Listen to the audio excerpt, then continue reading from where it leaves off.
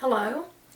This is lesson 2 of learning medical terminology the easy way. I'm Dr. Marilyn Franklin. I'm your teacher of this course. We've had the first lesson already. I hope you've checked that out. In our first lesson, we learned several terms. We were going to review those today before we start on the next set of terms.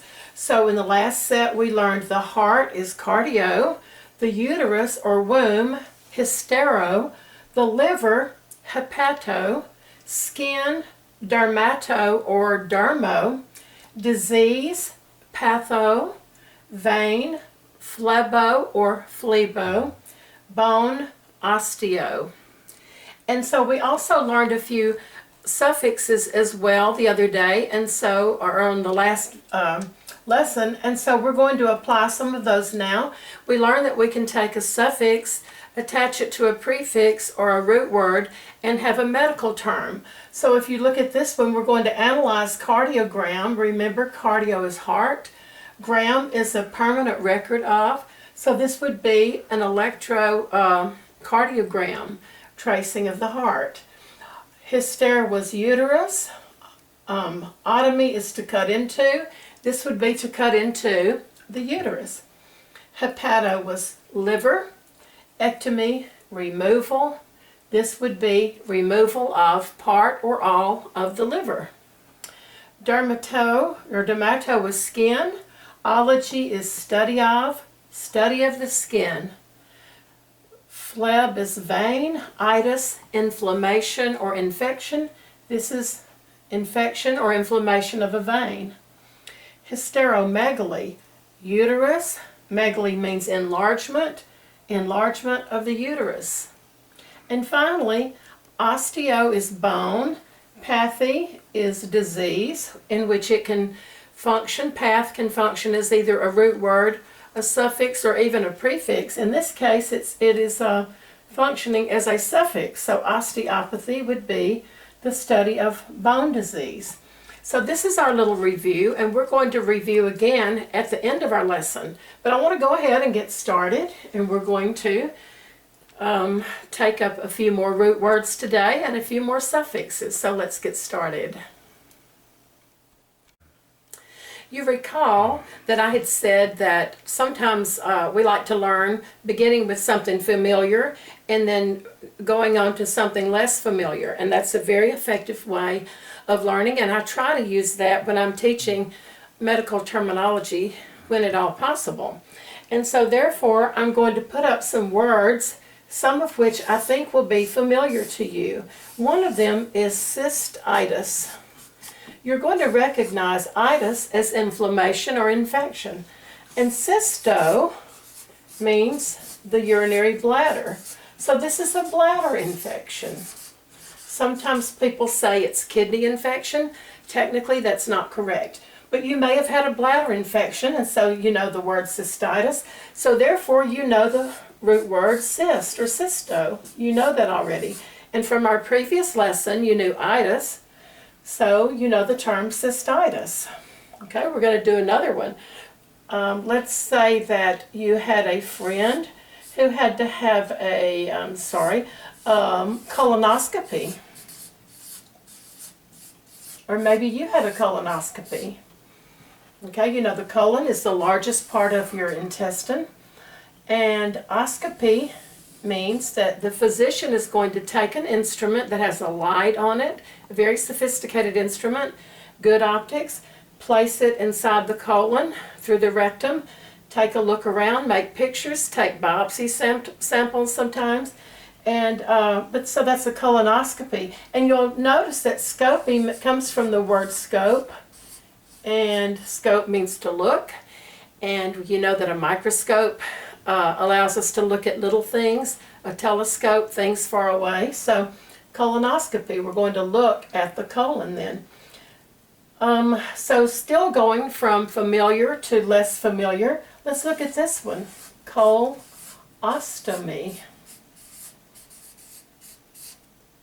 You remember that either col or colono means the colon, the largest part of the intestine. Oh, actually, I haven't told you that yet, so we'll get to that in a moment. But at any rate, so colon is the largest part of the intestine. Ostomy, in this case, or this word means it's a permanent or semi-permanent opening. You're going to make a new opening. It's either permanent or semi-permanent, meaning it may last for a few days to several months or what have you, or it may be forever. But in a colostomy, a new opening to the colon is made such that it now opens out onto the abdominal wall. Feces is collected in a small bag, and this is for someone who has perhaps had either ulcerative colitis or maybe rectal cancer or some other condition that just doesn't allow the material to go all the way through. And so this allows that person to evacuate their colon, which is an absolute necessity for life to continue. So here we have colon as a root word. We have col as a root word. And I'll bet you anything you knew these words already. So see, we have a warm and fuzzy feeling because we already knew some of these terms. Let's look at some more. And don't fear, we're going to go over these in more detail here very soon. But let's look at this word, gastroenterologist. A big old word. You may have seen a gastroenterologist before. In fact, if you had a colonoscopy, you almost certainly saw a gastroenterologist, because this physician studies the stomach, because gastro means stomach, entero means intestines, and you recall that ogist means one who studies. So the gastroenterologist studies the stomach and small intestines. Small and large intestines. So again, warm and fuzzy feeling. You already know, let's see what you know. You already know our first root word, our second root word. Those are two sides of the same coin. Third root word, entero, fourth root word. There are only, I think, 3 others that we're going to be learning today. Just 3 other root words that we're going to be learning today. And you know those already, then plus a few little suffixes, and you'll have it made. So we'll continue here. So here we go. You knew that cysto was the urinary bladder. Cysto. Let me show you another term. We might as well learn this one while we're here. And this term is cholecysto. So it's some kind of bladder, isn't it? This is the gallbladder. Cholecysto means gallbladder, because chole means bile or gall. So now we know the cysto is urinary bladder. This is in the pelvis. It holds urine until it's eliminated from the body. The cholecysto, or the cholecyst, is the gallbladder. It holds bile until it is eliminated from the liver and the gallbladder, and the bile is involved in digesting your fats. So cholecysto is another great word. So let's look at another one, and this is going to be cyto. All right, be careful. Be careful with this. Cysto and cyto are not the same thing. See that S in there? This doesn't have an S. Cysto is bladder, cyto is cell. And I don't know of any other way to tell you that, except you may just have to memorize that. Okay? I was thinking perhaps that, you could think, well, cysto has 5 letters, cyto has 4. The bladder's bigger than a cell, so you could sort of remember them that way. Not real sure. You could have heard of cyto, however. You could have heard of a cytologist, perhaps. But perhaps, I'm thinking here, maybe in this context, hepatocyte. I know, I have a better one. Erythrocyte. Erythrocyte. This is a red blood cell. Erythro means red. Cyte is cell. So if you didn't know site or cyto, that is a very good root word to know. And in this particular case where you see erythrocyte, the site is functioning as a suffix. Up here it's functioning as a root word. So we have cysto, cholecysto, and then we have cyto, that is not a bladder of any sort.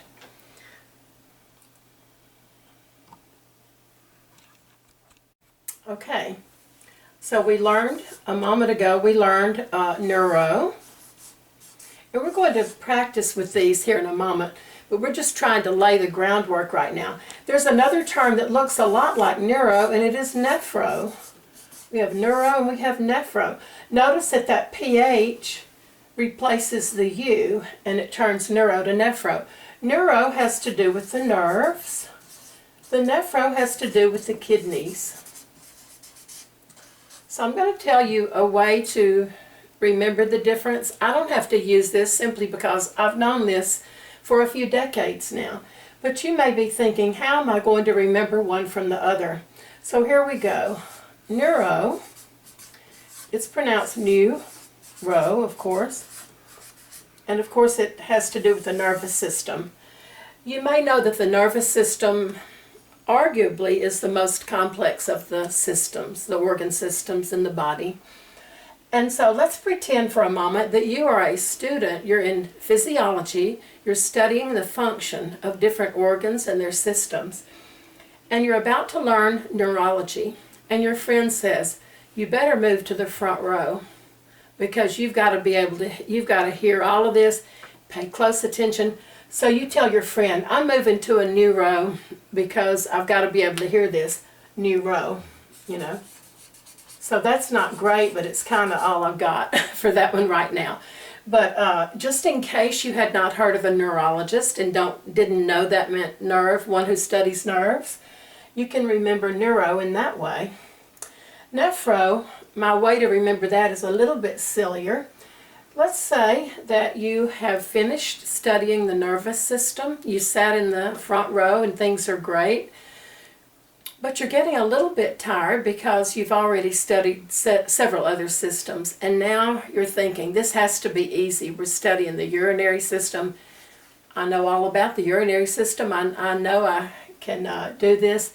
I'm not going to have to study it that hard. So you're sitting there and it gets deep. Within the first 10 minutes of the lecture, it gets really deep. And you're thinking, heck, enough already. Enough already. I'm not kidding. You're telling your friend that. You're not telling your teacher that. You're thinking it. You tell your friend later, enough already. I'm not kidding. Okay, so let me show you what I have. Enough, neff, kidding, and kidneys. It could work, okay? I don't know if I told you this or not, but when you are learning new terms, silly is good. The sillier sometimes the better.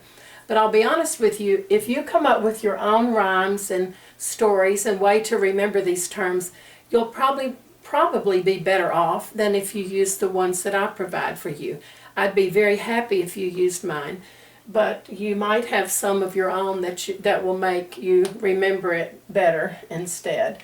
So somehow or other we got to remember that neuro is nerves and nephro is kidneys. Okay?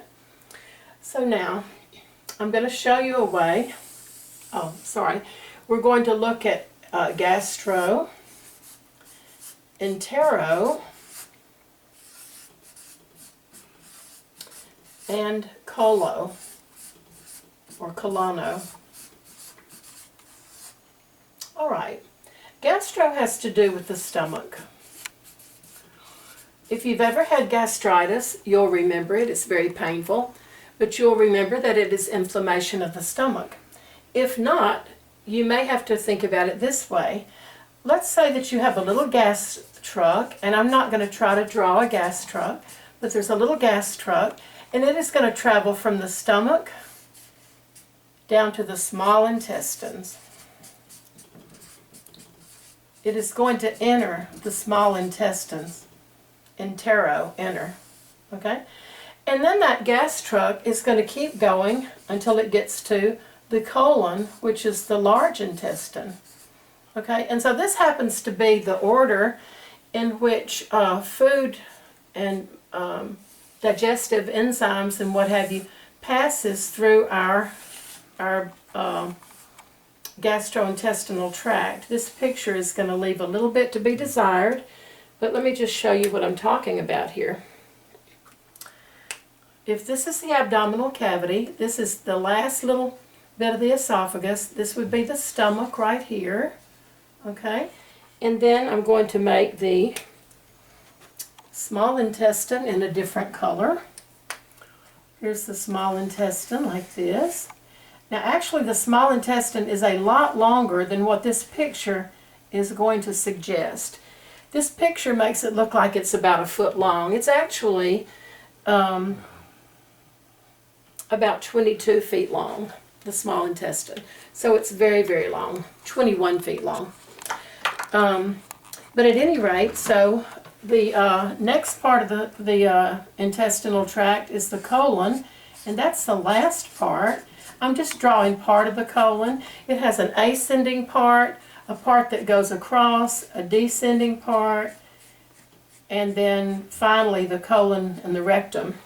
Okay, so the food goes to the stomach, it goes to the, which is gastro. The gas truck, gas, is going to take the food and digestive material into your entero region, the small intestine, and then into the large intestine, the colon region.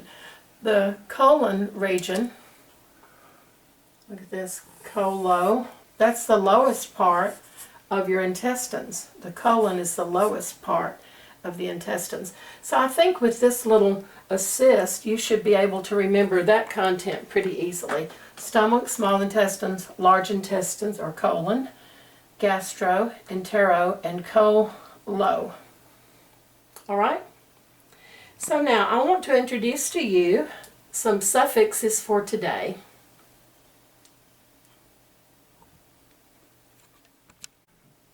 All right, so we're going to look at our suffixes for the day. We've seen a couple already.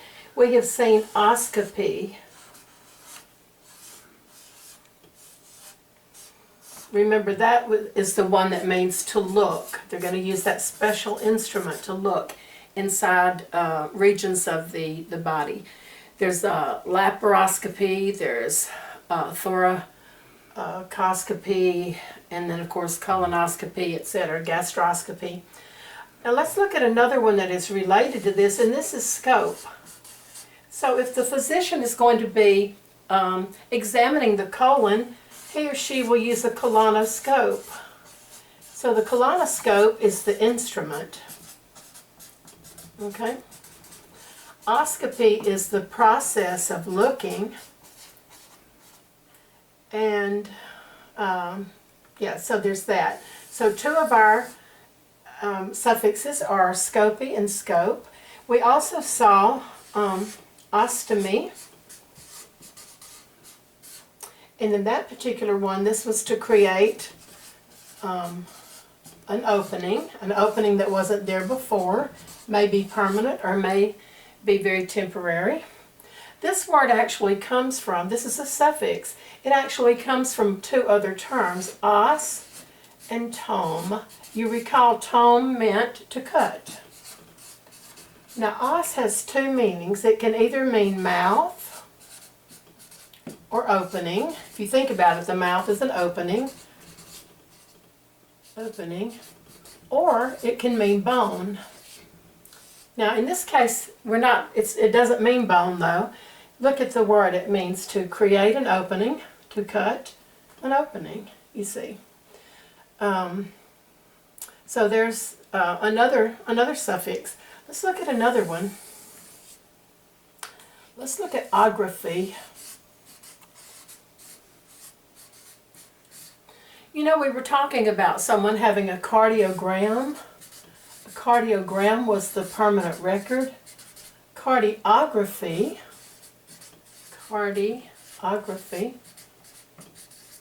was the process in which that image, that electrical image of the heart, is recorded. And then the instrument being used for that is the cardiograph. Now here's the thing.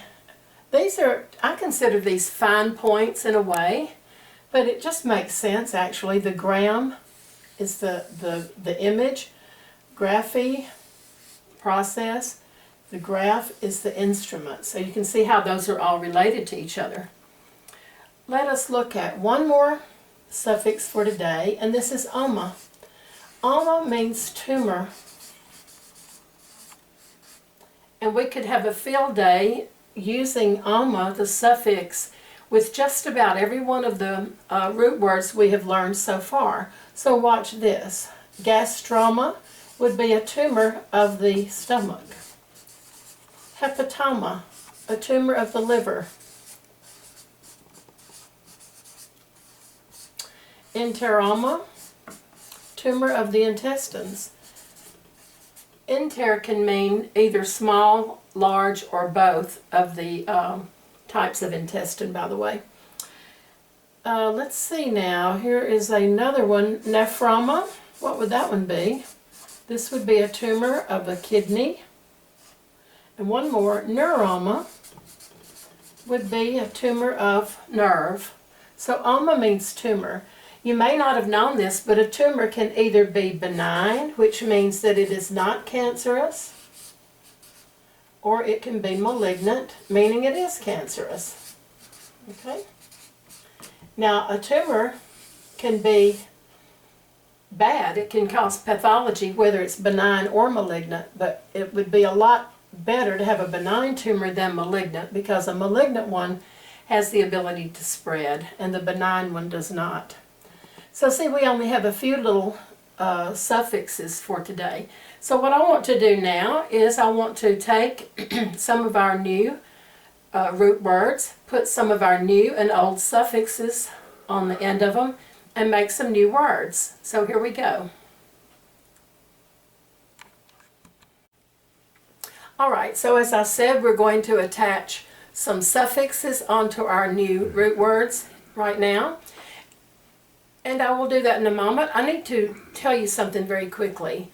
Some of you may have a friend who had a colostomy, another one had a colonoscopy, and you may not have ever realized it. She or he told you about it, you knew what they had done, the name of it didn't really stick with you, that kind of thing. Others of you may have had the same experience and the name stuck with you. I'll guarantee you that if you've been paying attention, and I know you have, from now on, when you hear medical terms, your ears are going to prick up and you're going to say, you know what, I've heard of that before, or I've heard of oma before. I don't know what the first part meant, but I know it's some kind of tumor, and that is going to stimulate your interest like you wouldn't believe. And guess what else makes learning easy? Not only going from familiar to unfamiliar, but having curiosity. A natural curiosity is probably the most important requisite or prerequisite for learning. So let's get started. We're going to talk about some of our terms here. So one of our terms was cyto. So we have cytotechnology. So right off the bat, I'm using a suffix that I didn't say was one of our suffixes for today. However, I know you know the word technology. Cytotechnology is just a technological process or endeavor involving cells. Cells are going to be studied, usually DNA techniques and that kind of thing. So I thought I would just kind of throw that one on there. We also, though, we could have let's see, I'm trying to think of a good one all of a sudden. We could have cytologist, someone who studies cells. A pathologist would be one of those folks, you see. We could have a cytogram. This is a term you don't hear very often, but they are used very frequently. They are obtained very frequently. It's just they usually call them something a little bit different. Let's look at another one. Let's look at cysto. So we could have, as I said a moment ago, cystitis, inflammation of the bladder, the urinary bladder. Let's look at this one. Cystogram. A cystogram is an x-ray. It's a permanent record of the urinary bladder in the form of an x-ray. Cystoscopy. Remember the word scope is in there. So this is to look inside the urinary bladder, cystoscopy. Let's say that if you had cystopathy, cystopathy would be disease of the urinary bladder. I'm mixing up our old and new, which is fine. What if we had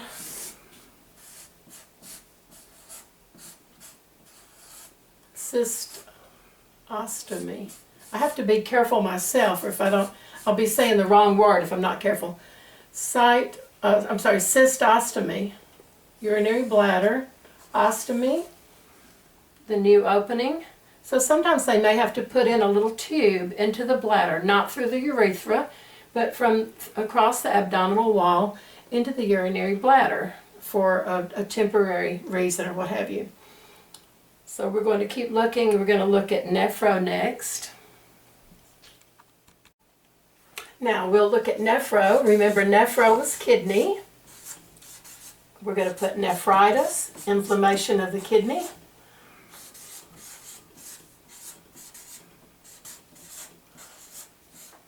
Nephrostomy. Sometimes when a person has a kidney operation, a surgery on their kidney, the doctor has to leave a drain tube in for a day or two to drain away any fluids that have accumulated so the kidney can heal properly. That would be a nephrostomy tube. Nephroma would be a tumor of the kidney. Sometimes I repeat myself, and repetition is your friend. It is going to help you learn. Okay, what about nephrogram? Nephrogram. There's another term for nephrogram, and it's IVP. You may have had an IVP, or maybe your husband had an IVP. It means intravenous, and then the letter P is for pilogram. We'll get to that later. Actually, beginning with our next lesson 3, we are going to start taking up these terms according to systems. So if we were doing digestive system, we've already learned gastro, entero, colo, cholecysto, and hepato. We already know 5 terms that go with the digestive system, so that'll give us a little jump start. You see, we already know a couple that go with the urinary system. That would be cysto for bladder, nephro for kidney. So we will learn pylo a little bit later. Let's look at another one. Nephrocyte would be what? Nephrocyte would be a kidney cell. What about nephropathy? That would be a type of kidney disease. It would be a general term for kidney disease. Okay.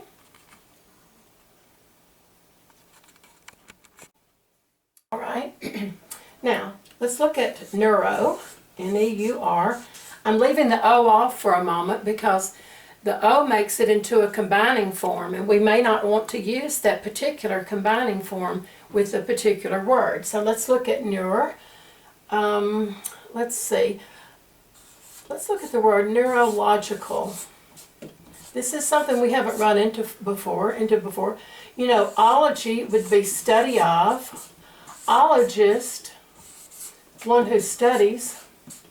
Ological would be pertaining to the study of the nervous system, or pertaining to nervous system. It doesn't really have to be study of, but L-O-G-Y is usually the study of. Let's look at another term. Neuropathy would be a disease of nervous system. Oftentimes this has to do with a painful condition of nerves that causes the feet to hurt and the legs to hurt and what have you, neuropathy. Let's look at neuromegaly. We haven't seen megaly today, although it was one of our suffixes last time. If you think about mega, mega means large, right? So this is enlargement of a nerve, nervous enlargement. Okay. Neuroma would be, as I said a moment ago, a tumor of nerve. Okay. Let's look at gastro for a moment. We're going to say gastroenteritis. So it's easy to look at this word and determine what it means. Itis was inflammation or infection. I'll just leave inflammation there. Intestines, inflammation of intestines. And the stomach. Now I think I've mentioned to you last time that I like this topic so much that sometimes I just love certain words. The longer the better. For example, otorhinolaryngologist, otherwise known as an ENT doctor. So this is one of my favorite words, but I'll tell you, having had that condition called gastroenteritis, I'm not interested in having that again, because this actually, the symptoms are nausea, diarrhea, vomiting, pain in your abdomen, so we don't want that. But if you have it, you might have gastroenteritis. All right, let's see if I'm skipping anything really important. We've done colonoscopy. We could literally take a term. We're about to see something similar to this. We could take a term and we could put 15 or 16 suffixes that we've had so far. We could put each suffix on the end of it and have 16 different words. We've had 15 or 16 root words, and I think about 15 suffixes. No, I think I counted 11. So 11 times 15, I think it's 165. I would have to do the math, but at any rate, I mean, we're looking at, more than 150 words that you know or have the potential of knowing just for a little investment of learning about 15 root words and about 11 suffixes. So you can see the power of this, this process. I said in the first lesson, I said that medical terminology was probably one of my most meaningful classes, I said. I don't know if it was the most meaningful, but it was the most helpful. This course will help you in your work as you work at the doctor's office. It will help you if you're going to study medicine or nursing or dentistry, medical technology or what have you. Or if you just want to know the information, and there's nothing wrong with that. So we'll look at our last little bit. All right, so we are going to do one last little review of everything we've done so far. I don't think I've forgotten to put anything up here. You can be writing these down as we go. That's another thing. I happen to think that if you write material down, it helps you to learn it. I've had many students tell me that they've had that experience. Some people say it doesn't help. I think it helps a lot. Okay? Now, the first thing is that I scarfed up another couple of root words here. I had nephro, cholecysto, and myo, don't forget that. And I ended up counting them again. I think I got 15. And then I found another suffix, and this is trophic. Trophic means stimulating. So let me show you a little something here. I just want to use the term trophic in a couple of words. Neurotrophic means stimulating nervous system growth. Osteotrophic would mean stimulating bone growth. So there are factors or hormones inside the body that have trophic or growth stimulating effects on different tissues. Also, physicians can actually use these types of hormones as drugs to stimulate these same processes. So the point I'm getting at, though, is that we've had about 15 root words and about 20 suffixes. 20 times 15 is what, 300? We could arguably make 300 words from what you have learned so far. Maybe not quite as many. There may be a few suffixes that just don't go with the prefix. It makes no sense. But I would say between 270 and 280 words, and that's a conservative estimate. Very powerful for about an hour's worth of instruction so far. So you will be having to put a little more time into it than what is being used to deliver the content, but I'm trying to make it as painless as possible for you. So I don't think I need to even start making words or anything. I'm going to leave that to you. I recommend taking colored paper, cardboard, or what have you, writing these elements on it, the root words and the suffixes, and then just grab one suffix after another and then define them. So I hope you have a great time studying this material. I hope you'll join me in Lesson 3 coming up pretty soon, and I will see you then. Have a great day. Bye.